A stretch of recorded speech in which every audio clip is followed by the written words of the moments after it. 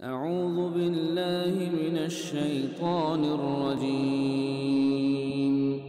بسم الله الرحمن الرحيم قصہ حضرت آدم علیہ السلام کے بارے میں امام طبری کا موقف۔ تخلیق آدم۔ سب سے پہلے جب اللہ تعالیٰ نے حضرت آدم علیہ السلام کو پیدا کرنے کا ارادہ فرمایا تو فرشتوں سے فرمایا کہ میں زمین میں اپنا ایک نمائندہ بنانا چاہتا ہوں، تو فرشتوں نے جواب دیا، کیا تو اس مخلوق کو پیدا کرے گا جو فساد برپا کرے گی اور خون ریزیاں کرے گی، اور حالانکہ ہم تیری تسبیح اور تقدیس کرنے کو کافی ہیں۔ تو رب تعالیٰ سے نے فرمایا کہ جو میں جانتا ہوں تم نہیں جانتے۔ اور پھر جب اللہ تعالیٰ نے آدم کو بنایا چاہا تو اس کے وجود کے لیے زمین سے مٹی لانے کو کہا۔ حضرت ابن عباس رضی اللہ عنہ فرماتے ہیں کہ زمین کی مٹی لائی گئی اور اسے گوندا گیا، اور آدم کا پترا اللہ تعالیٰ نے اپنے ہاتھوں سے تیار کیا، اور یہ ڈھانچہ اللہ تعالیٰ نے سرخ اور سفید اور سیاہ رنگ کی مٹی سے بنایا، جس کی وجہ سے مختلف رنگوں کی نسلیں پیدا ہوئیں۔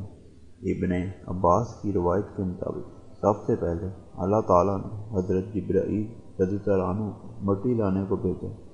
تو زمین نے اللہ تعالیٰ کا واسطہ دیا کہ میرا وجود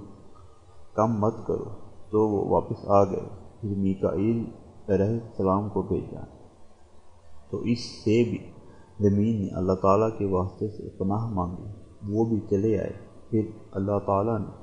ملک الموت کو مٹی لانے کو بھیجا، تو زمین نے اس سے اللہ تعالیٰ کے نام سے پناہ مانگی، تو ملک الموت نے کہا میں اللہ تعالیٰ کی پناہ چاہتا ہوں کہ خالی واپس لوٹ جاؤ اور اللہ تعالیٰ کا حکم بجا نہ لاؤ۔ تو اس نے زمین پر اس سے مٹی اٹھا لی،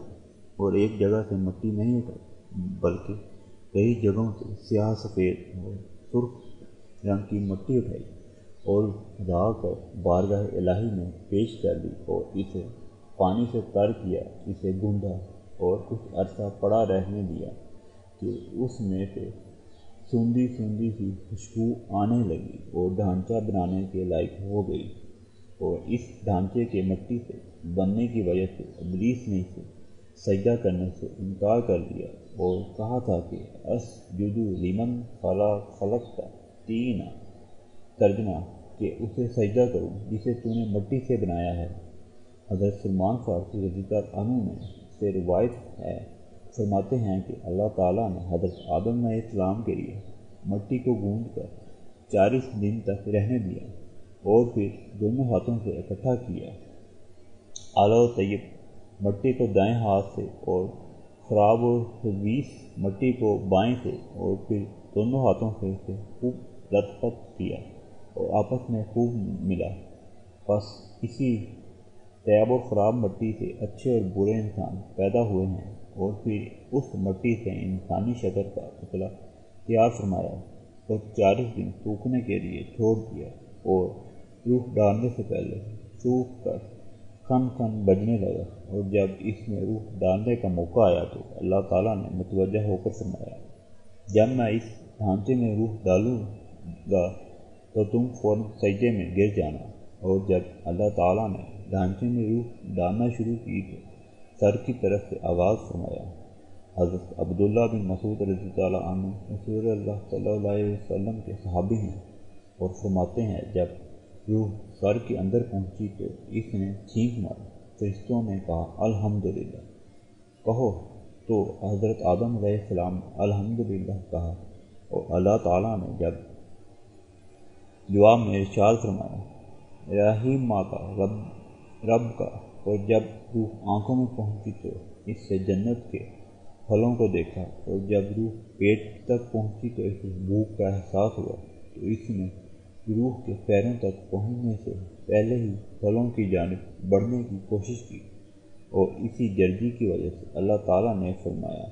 خلق الانسان من عجل، کہ انسان کی فطرت میں جلد بازی ہے۔ اور جب جسم میں کامل روح داخل ہو کر حضرت آدم علیہ السلام کی تخلیق پائے تکمیل کو پہنچ گئی تو اللہ تعالیٰ نے آدم علیہ السلام سے فرمایا فرشتوں کی اس جماعت کے پاس جا کر انہیں سلام کہو، تو حضرت آدم علیہ السلام نے جا کر انہیں سلام کیا، اور انہوں نے سلام کے جواب میں وعلیکم السلام کہا۔ جب حضرت آدم علیہ السلام بارگاہ الہی میں دوبارہ رجوع ہوئے تو اللہ تعالیٰ نے فرمایا یہ تمہارا اور تمہاری اولاد کا طریقہ اسلام ہے۔ اور اسماء کی تعلیم کے بارے میں امام طبری نے لکھا ہے کہ وہ نام کائنات کی ضروری چیزوں کے تھے، مثلاً زمین، آسمان، پہاڑ، دریا، سمندر، چاند، سورج، ستارے وغیرہ۔